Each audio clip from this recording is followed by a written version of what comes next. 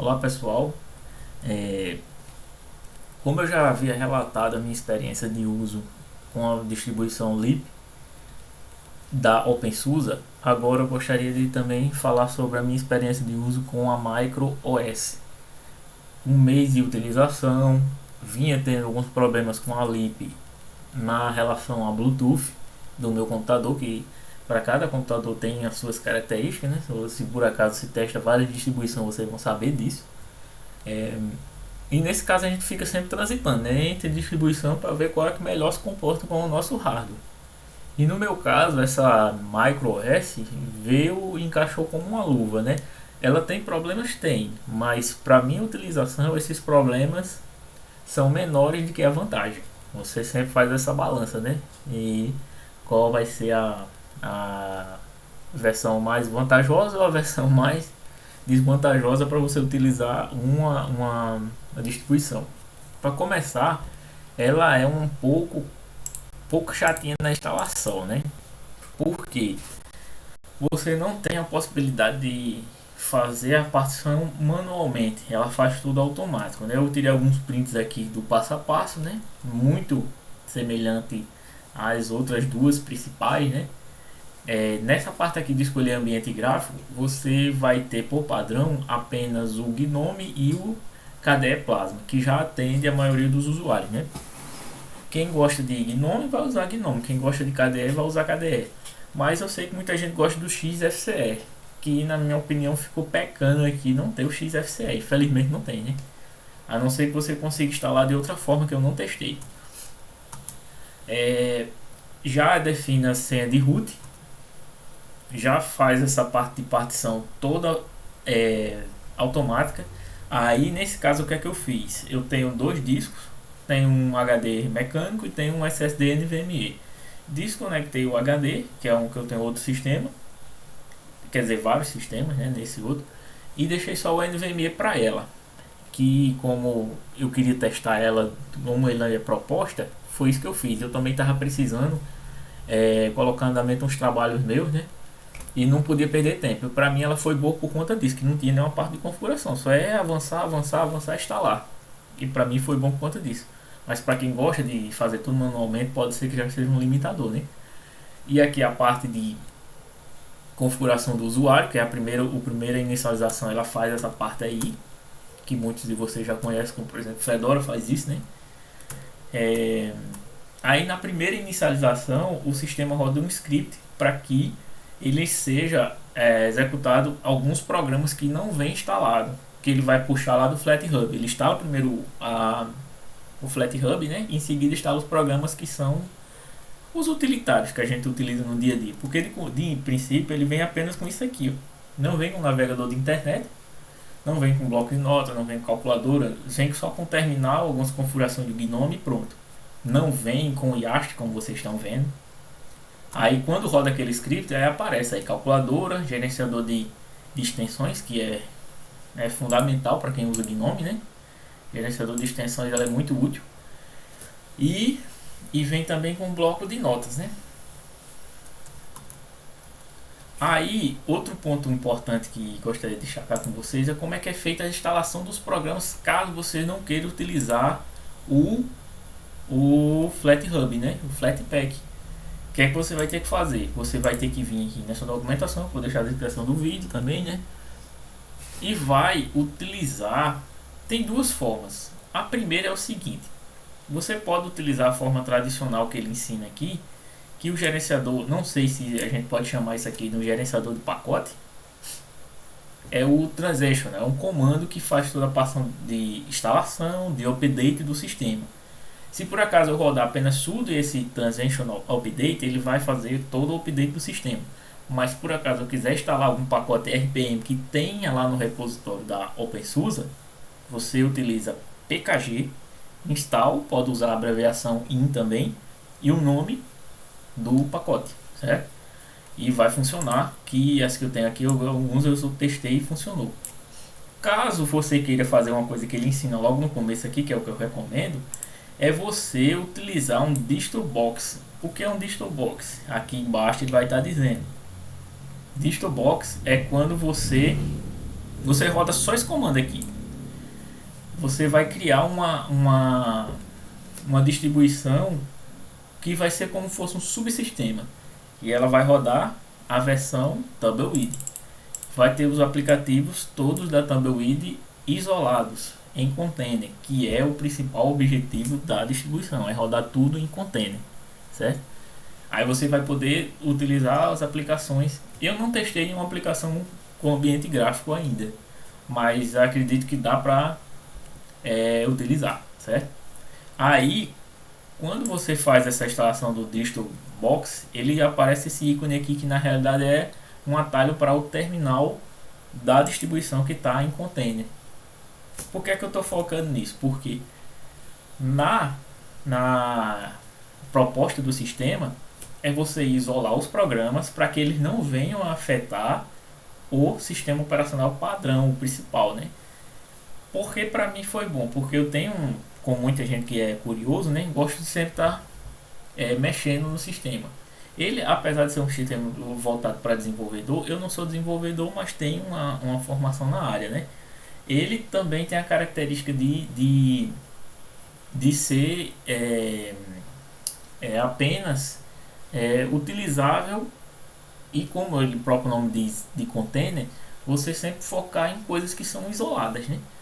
E na minha opinião foi bem interessante. Se por acaso eu vier aqui abrir o terminal normal, eu acho que eu já estou com ele aberto, né? Deixa eu abrir o terminal principal, né? Vou apertar aqui um atalho que eu coloquei, Ctrl Alt T. Vai ter aqui, não sei se está dando para perceber a diferença. Aqui eu tenho o host, local host, né, que é a minha máquina principal, e aqui eu tenho a Tumbleweed. Eu já instalei dessa forma aqui. Você para instalar qualquer pacote você faz isso aqui na principal, né? Install. Vamos supor que eu quero instalar o Neofet. Desculpa. Vamos supor que eu quero instalar o Neofet, né? Peraí, deixa eu só ver se o Neofet está instalado aqui. Está instalado. Vamos supor aqui que eu quisesse instalar o Neofet. Aí eu faria dessa forma. Utilizava o gerenciador de pacotes da distribuição, que é esse Transitional Update, e in de instalação, que é uma abreviação. Beleza, poderia fazer assim que instala na versão principal. Se por acaso eu quiser instalar esse container aqui, só é fazer do jeito que ele está ensinando aqui, ó. Criar esse container e depois, se eu quiser executar, você vai fazer isso aqui, ó, DistroBox Enter, do jeito que está dizendo aqui. Você vai copiar e colar e vai executar. Beleza. E aqui, vamos supor que eu quisesse atualizar o sistema. Eu venho aqui e basta rodar esse comando. Esse comando aqui, ele vai servir para atualizar o sistema como um todo, né? Que é o principal, que é o que tem toda a sua característica de containers e tudo mais. Pronto, ele está atualizando aqui, tá fazendo uma atualização aqui. Eu vou cancelar para não demorar. Se por acaso eu quiser atualizar o sistema que eu acabei de instalar, que é esse daqui desse lado, né? Eu vou fazer o que? Eu vou fazer isso aqui, ó. Zipper. Por padrão, ele não utiliza o zipper como gerenciador de pacotes, né? Aí você tem que instalar esse DistroBox para que ele funcione. E ele vai funcionar normal, quer ver? Ó, tá pegando os repositórios e tá atualizando essa distribuição da direita, certo? E aqui eu vou utilizar o Neofet, que eu já instalei nos dois, né? Eu vou executar aqui também o Neofet no outro.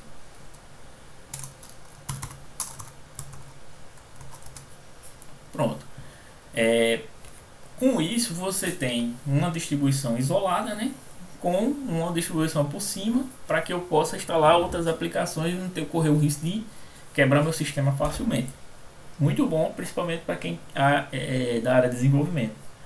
Como eu disse, eu não tenho capacidade de dizer que sou um programador, mas entendo um pouco da área em si, né? Que eu já tenho uma graduação, mas não sou programador. Outra coisa que é vantagem é que o kernel ele vai ser sempre o mais atual. Inclusive nessa atualização que ia fazer agora há pouco, eu cancelei, eu reparei que já ia para 6.1.2. Ou seja, você que quer sempre estar com alguma coisa sempre rodando a última versão, você vai ter essa vantagem também. Inclusive o FlatHub já tem essa característica, né? Você está sempre com os aplicativos mais modernos. Há uma barreira que eu encontrei foi a seguinte: na execução de AppImage. Quando você vai executar o AppImage, ele não executa pelo seguinte motivo: ele precisa que você instale um programa, né, que você vai usar esse Fuse, né, para que ele é um gerenciador. Na realidade, ele é um sistema de arquivos, né, que você executa ele isoladamente, certo? Pelo menos foi isso que eu consegui entender aqui. E nesse caso específico, você vai ter que instalar para poder rodar AppImage. Nesse caso aqui é bem simples. Por acaso você quiser instalar, você vai usar o gerenciador principal, né? Vai usar o Win e Fuse. Fazendo isso, opa, fiz errado aqui.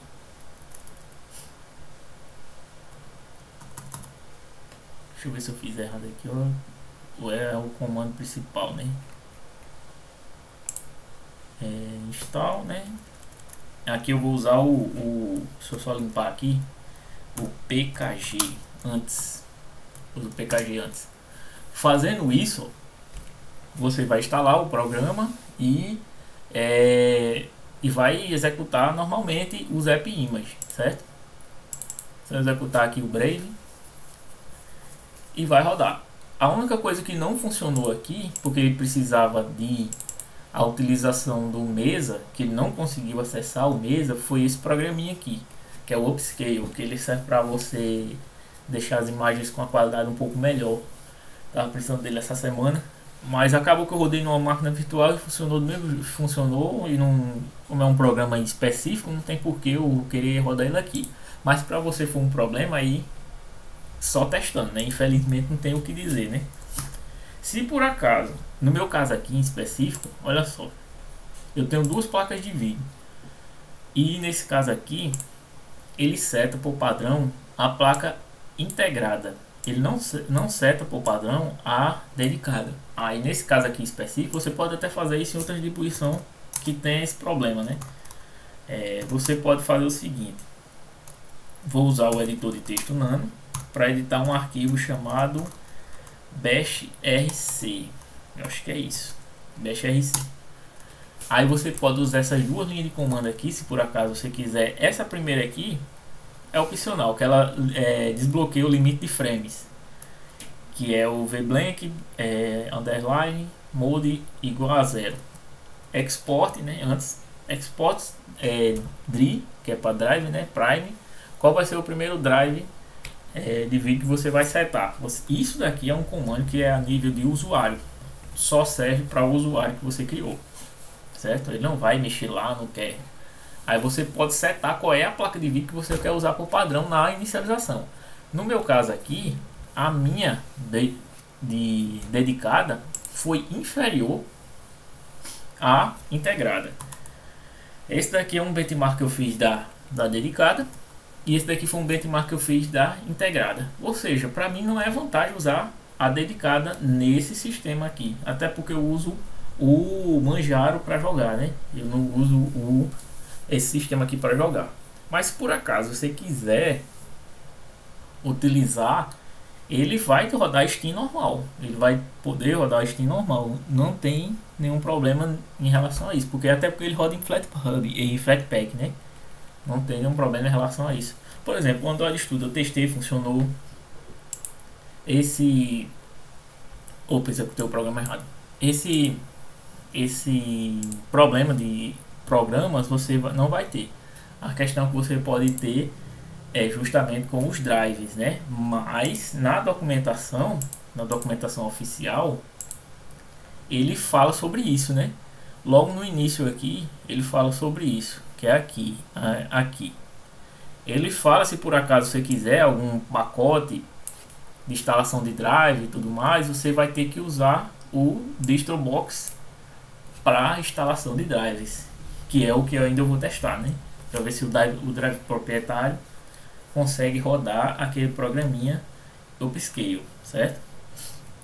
Bom, essas são as minhas observações bem pontuais. Outra coisa que eu gostaria de destacar é que a OpenSUSE é uma distribuição gigantesca, né? Se por acaso você tem interesse em utilizar, eu recomendo fortemente, né? Até porque eu já estou gravando esse vídeo porque ela não é uma distribuição que eu vejo os canais grandes de Linux no Brasil falar bastante dela, né? Ela é sempre jogada a escanteio, né? Vamos dizer assim. Mas ela é uma distribuição muito boa. Inclusive, essa notícia aqui também vou deixar no link. Ela tem uma infraestrutura revitalizada no nosso país. Na América do Sul, estava tendo um problema, principalmente com a Tumbleweed, de pacotes demorar a baixar, né? É uma lentidão muito grande. E com isso, eles fizeram uma reestruturação dos repositórios, né? Que na realidade se chama Miro, né? Eles fizeram uma reestruturação para que seja um pouco mais rápido. Aí você pode dar uma lida aqui nessa notícia do próprio site, né? Aqui tá tudo os links oficiais, né? Eu não peguei nada de terceiro aqui.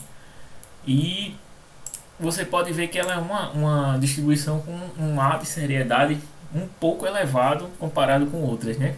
Que ela fica lado a lado com a Canonical, fica lado a lado com a Red Hat, que são distribuições corporativas, né? Ela tem essa característica. Você não vai ter problema aí de incompatibilidade de hardware tão fácil, pode ser que aconteça, né? Mas não vai ser tão fácil como algumas outras que tem por aí, né? Certo? Bom, a minha observação era essa. Se você gostou do vídeo, pode também dar uma revisada no outro que eu fiz falando sobre a LIP, né? Minha utilização utilizando o LIP.